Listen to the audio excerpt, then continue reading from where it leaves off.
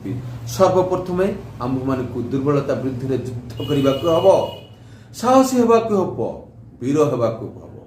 ପାପର ଜ୍ୱଳନ୍ତ ପ୍ରତିମୂର୍ତ୍ତି ଦୁର୍ବଳତା ତୋଡ଼ି ଦିଅ ଯେତେ ଶୀଘ୍ର ପାର।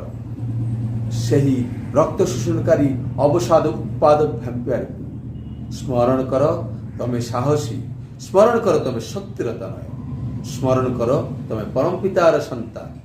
ଆଗ ସାହସୀ ହୁଅ, ଅକପଟ ହୁଅ, ତେବେ ଜଣାଯିବ ତୁମର ଧର୍ମରାଜ୍ୟରେ ବସିବାର ଅଧିକାର। ହେଲେ ଦେଖନ୍ତୁ, ଧର୍ମରାଜ୍ୟ ଅର୍ଥାତ୍ ସଠିକ ଭାବରେ ବଞ୍ଚିବା ବଢ଼ିବାର ରାଜ୍ୟ। ବଞ୍ଚିବା ବଢ଼ିବା ପାଇଁ ଆମକୁ କ'ଣ ହେବାକୁ ପଡ଼ିବ? ସାହସୀ ହେବାକୁ ପଡ଼ିବ, ଅକପଟ ହେବାକୁ ପଡ଼ିବ, ସ୍ମରଣ କରିବାକୁ ପଡ଼ିବ ପରମ ପିତାଙ୍କୁ, ମୁଁ ପରମ ପିତାର ସନ୍ତାନ। ଆଉ এই ସଂସାର ଜୀବନରେ ଚଳିବା ପାଇଁ ଆମେ କେତେ ଲୋକଙ୍କର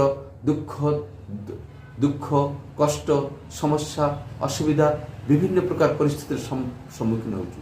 ସେତେବେଳେ ଆମେ ଯେତେବେଳେ କାହାର ଅନ୍ୟାୟ ବା ଦୁଃଖ କଷ୍ଟ ଥାନ୍ତି, ଅସୁବିଧାରେ ପଡ଼ିଥାନ୍ତି, ସମସ୍ୟାରେ ଜର୍ଜରିତ ହୋଇଥାନ୍ତି, ସେତେବେଳେ ଆମେ ତାଙ୍କୁ ସଦୁପଦେଶ ଦେଇଥାଉ। ଏମିତି ଅଧିକାଂଶ ସମୟରେ ହୋଇଥାଏ।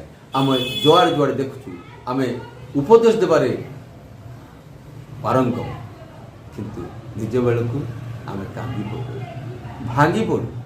ଅଥଚ ଅନ୍ୟର ଦୁଃଖ କଷ୍ଟ ଦେଖିଲେ ସେତେବେଳେ ଆମେ ଉପଦେଶ ଦେଇଦେଉ। ତେଣୁ ଠାକୁର କ'ଣ କହୁଛନ୍ତି ସେ ବିଷୟରେ ଆଜି ଆଲୋକପାତ କରିବା ଏବଂ ଜୀବନର ମୂଳ ସାଧନା କିପରି ଭାବରେ ସହଜରେ ଆମେ କରିପାରିବା সেই কথার ভিত্তি এটি প্রকাশ করে।